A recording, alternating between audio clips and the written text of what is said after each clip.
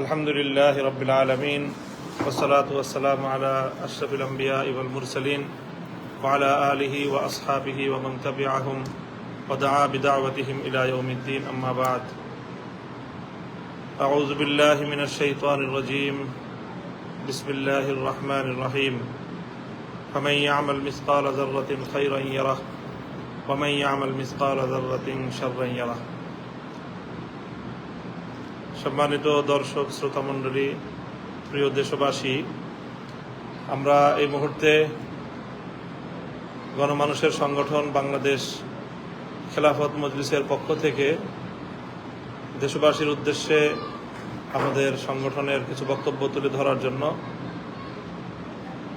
আপনাদের সম্মুখে উপস্থিত হয়েছি।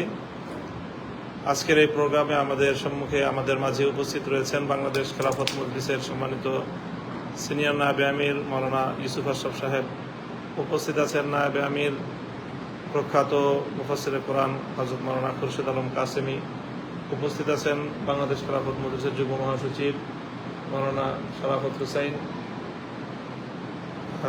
মাওলানা তাফাজ্জুল হোসেন মিয়াজি, উপস্থিত আছেন বাংলাদেশ খেলাফত মজলিসের সম্মানিত যুগ্ম মহাসচিব মাওলানা জালালউদ্দিন আহমদ, উপস্থিত আছেন বাংলাদেশ খেলাফত মজলিসের সম্মানিত যুগ্ম মহাসচিব মাওলানা আতাউল্লাহ আমিন, অন্যান্য কেন্দ্রীয় ও মহানগর নেতৃবৃন্দ। বাংলাদেশ খেলাফত মজলিসের আজকে নির্বাহী বৈঠকের সিদ্ধান্তের প্রেক্ষিতে আমরা দেশের চলমান রাজনৈতিক পরিস্থিতি নিয়ে আজকের এই বক্তব্য উপস্থাপন করছি। প্রিয় দেশবাসী, আমরা জানি যে দীর্ঘ সংগ্রাম এবং সাধনার মধ্য দিয়ে অনেক ত্যাগ এবং কোরবানির মাধ্যমে গতকাল 5ই আগস্ট 2024 সাল বাংলাদেশের ইতিহাসে একটি যুগান্তকারী ঘটনা সংঘটিত হয়েছে। বাংলাদেশের মানুষ দীর্ঘ শৃঙ্খল থেকে মুক্ত হয়েছে। 16 বছরের ফ্যাসিবাদের পতন ঘটেছে। স্বৈরশাহী জালিম অত্যাচারী হাসিনা সরকার পতন ঘটেছে। এই পরিস্থিতিতে দেশে এখন একটি বিশেষ অবস্থা বিরাজমান। একটি সরকারের পতনের পর বিগত সরকারের প্রধানমন্ত্রী শেখ হাসিনার পদত্যাগ মহামান্য রাষ্ট্রপতি কর্তৃক গৃহীত হওয়ার পর দেশে একটি সরকার অচলাবস্থা বা সরকারের শূন্যতা তৈরি হয়েছে। এখানে পরিস্থিতিতে খুব দ্রুত অল্প সময়ের মধ্যে একটি নতুন সরকার গঠিত হবে, সে বিষয়ে সংশ্লিষ্ট মহল কার্যক্রম পরিচালনা করছেন। আমরা রাজনৈতিক দল হিসেবে আমাদের জায়গা থেকে আমরা ভূমিকা পালন করছি। আমরা সহযোগিতা করার জন্য আমরা আমাদের কার্যক্রমকে এগিয়ে নিয়ে যাচ্ছি। আমরা আশা করব যে অতি স্বল্প সময়ে কাল বিলম্ব না করে অতি দ্রুত অন্তর্বর্তীকালীন সরকার গঠিত হবে এবং তারা দেশে একটি অবাধ, সুষ্ঠু ও নিরপেক্ষ নির্বাচনের ব্যবস্থা করবে এবং সেই নির্বাচনের মাধ্যমে নির্বাচিত জনপ্রতিনিধিদের হাতে ক্ষমতা হস্তান্তর হবে এবং বাংলাদেশ একটি শান্তিপ্রিয় নিয়মতান্ত্রিক একটি ধারায় বাংলাদেশ ফিরে যাবে। প্রিয় দেশবাসী, আজকের এই পরিস্থিতিতে বিশেষ করে গতকালকের গণ অভ্যুত্থানের মুখে ফ্যাসিবাদী সরকারের পতনের পর আমরা লক্ষ্য করছি রাষ্ট্রের বিভিন্ন সেক্টরে কিছুটা বিশৃঙ্খলা এবং এক ধরনের অচল অবস্থা বিরাজমান রয়েছে। আইন শৃঙ্খলা পরিস্থিতির অবনতি ঘটেছে।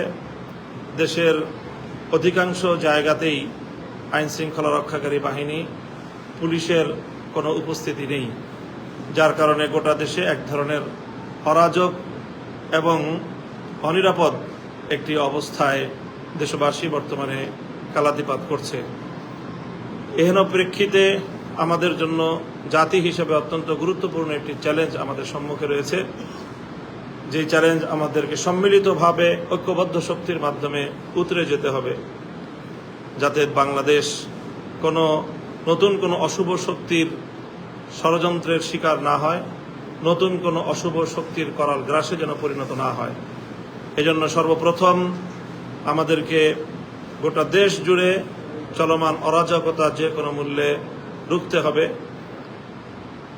অনেক প্রাণহানি ঘটেছে, প্রায় গতকাল সহ 500 প্রাণহানির কাছাকাছি ঘটেছে গণমাধ্যমের সূত্র মতে।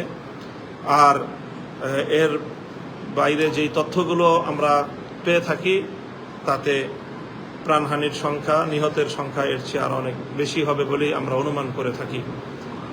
এই বহু প্রাণ গিয়েছে এই সকল শাহাদাত বরণকারী বাংলাদেশের শিশু, নারী, পুরুষ, আবার বৃদ্ধ বনিতা, যারাই চলমান ফ্যাসিবাদ বিরোধী এই সংগ্রামে আত্মদান করেছেন, শাহাদাত বরণ করেছেন। আমরা রব্বুল আলামিনের দরবারে তাদের সকলের এই শাহাদাতের কবুল হওয়ার জন্য আমরা দোয়া করছি। তাদের শোক সন্তপ্ত পরিবার পরিজনের প্রতি আমরা গভীর সমবেদনা প্রকাশ করছি। সেই সঙ্গে দেশবাসীর প্রতি আমরা আহ্বান জানাই যেন ক্ষতিগ্রস্ত প্রতিটি মানুষের পাশে, প্রতিটি পরিবারের পাশে আমরা সকলে যার যার সামর্থ্য অনুযায়ী সাহায্যের হাত নিয়ে আমরা তাদের পাশে যেন দাঁড়াই। সেই সঙ্গে আমরা দেশবাসীর প্রতি আহ্বান জানাই যে রাষ্ট্রীয় সম্পদ সহ দেশের সকল জাতীয় যেই প্রপার্টিজ রয়েছে, দেশের সকল স্থাপনা, গুরুত্বপূর্ণ স্থাপনাগুলো যেন আমরা সকলে রক্ষা করি, কারণ এগুলো কোনো ব্যক্তির সম্পদ নয়, এগুলো সরকারের সম্পদ নয়, এগুলো রাষ্ট্রের সম্পদ। কাজে এ বিষয়ে আমাদেরকে খুব লক্ষ্য রাখতে হবে। এ বিষয়ে আমরা বাংলাদেশ খেলাফত মজলিসের সর্বস্তরের দায়িত্বশীলদেরকে, নেতাকর্মীদেরকে পাড়ায় পাড়ায়, মহল্লায় মহল্লায়, জেলা উপজেলায়, ইউনিয়ন, ওয়ার্ড, মহল্লা পর্যায় পর্যন্ত স্বেচ্ছাসেবকের ভূমিকা পালন করার জন্য উদাত্ত আহ্বান জানাচ্ছি। সেই সঙ্গে পুলিশ সহ আইন শৃঙ্খলা রক্ষাকারী সকল বাহিনী, যাদের জনগণের জানমাল ও রাষ্ট্রীয় সম্পদ রক্ষা করার দায়িত্ব রয়েছে, তারা অনেকেই এখনো এই পরিস্থিতিতে তারা দায়িত্ব পালন থেকে বিরত রয়েছেন। আমরা আহ্বান করব সত্বর সকল আইন শৃঙ্খলা রক্ষাকারী বাহিনী যার যার দায়িত্বে আপনারা নিয়োজিত হন, নিজ নিজ কর্মস্থলে আপনারা আত্মনিয়োগ করুন।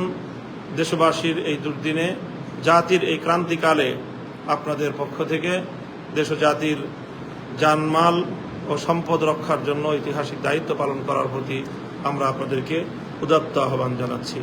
সেই সঙ্গে আমরা দেশবাসীর প্রতি এবং আমাদের সংগঠনের সকল নেতাকর্মীর প্রতি, সকল আলেম সমাজের প্রতি বিশেষভাবে আমরা আহ্বান জানাবো যে আমরা যেন আইন শৃঙ্খলা রক্ষাকারী বাহিনীর কাঁধে কাঁধ মিলিয়ে আপনার স্বেচ্ছাসেবকের ভূমিকা এবং সহযোগিতার ভূমিকা পালন করবেন। বিশেষভাবে আরেকটি বিষয়ের প্রতি আমরা দেশবাসীর প্রতি দৃষ্টি আকর্ষণ করছি এবং বিশেষ করে সকল ওলামায়ে আলেম সমাজ, মসজিদের ইমাম সাহেবান, মাদ্রাসার শিক্ষকবৃন্দদেরকে আমরা এক্ষেত্রে একটি বিশেষভাবে লক্ষ্য রাখার জন্য অনুরোধ করব। সেটি হলো যে সাম্প্রদায়িক সম্প্রীতির যে বাংলাদেশ, এই বাংলাদেশের পরিচয় যেন বিশ্ব দরবারে ভিন্ন কোনোভাবে কেউ তুলে ধরার প্রয়াস চালাতে না পারে, সে ব্যাপারে আমাদেরকে সোচ্চার এবং সতর্ক থাকতে হবে। সেজন্য আমরা সংখ্যালঘু যারা রয়েছেন আমাদের দেশে, হিন্দু, বৌদ্ধ, খ্রিস্টান সহ উপজাতীয় অন্যান্য ধর্মাবলম্বী যারা বসবাস করেন, তো সকল ধর্মাবলম্বীদের সহাবস্থানের যে প্রতিষ্ঠান, তাদের বাড়িঘর ইত্যাদি আপনারা রক্ষা করার জন্য নিজ নিজ জায়গা থেকে গুরুত্বপূর্ণ ভূমিকা পালন করবেন। এজন্য প্রয়োজনে আপনারা জায়গায় জায়গায় ছোট ছোট দল গঠন করে প্রহরায় নিয়োজিত হবেন। বিশেষ করে রাত্রিবেলার অন্ধকারে, রাতের অন্ধকারকে সুযোগ করে, পুঁজি করে দুর্বৃত্তরা যেন কোনো দুর্বৃত্তায়নের সুযোগ না পায়। আমরা আরও কিছু দুঃখজনক ঘটনার সংবাদ পাচ্ছি, সেটি হলো বিভিন্ন জায়গায় ডাকাত দল, সন্ত্রাসী দল তারা সংঘবদ্ধ হয়ে জনগণের জানমালের উপর হামলা করছে, মানুষের সম্পদ লুটে নেওয়ার চেষ্টা করছে। কাজে সেই বিষয়েও আমরা সোচ্চার থাকার চেষ্টা করব। সেই সঙ্গে আমি বাংলাদেশের সশস্ত্র বাহিনীর যারা দায়িত্বশীল রয়েছেন, অন্যান্য আইন শৃঙ্খলা রক্ষাকারী বাহিনীর যারা দায়িত্বশীল রয়েছেন, তাদের প্রতি আমরা উদাত্ত আহ্বান জানাবো যে দেশের মানুষের জানমালের নিরাপত্তার গুরুত্ব হলো সর্বাগ্রে। কাজেই এটি অগ্রাধিকারের ভিত্তিতে দেশের জনগণের জান।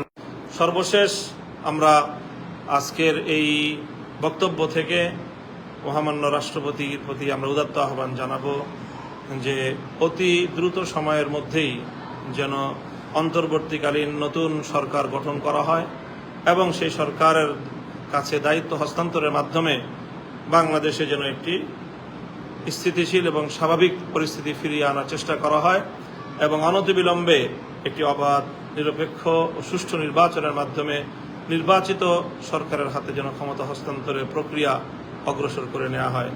সেই সঙ্গে ইতিমধ্যে যে সকল কারাবন্দী আমরা গণমাধ্যম থেকে জানতে পারছি যে অনেকেই মুক্তি পেয়েছেন, আর এখনও যারা মুক্তি পাননি আমরা তাদের সকলের আশু মুক্তি প্রত্যাশা করছি।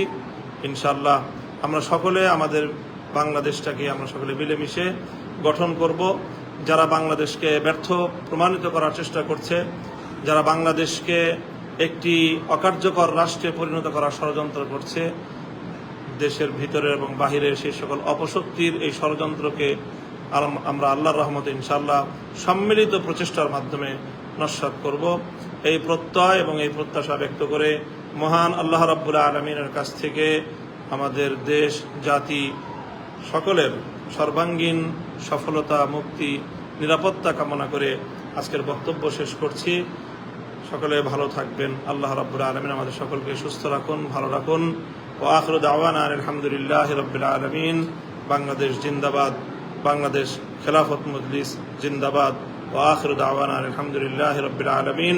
আসসালামু আলাইকুম ওয়া রাহমাতুল্লাহ।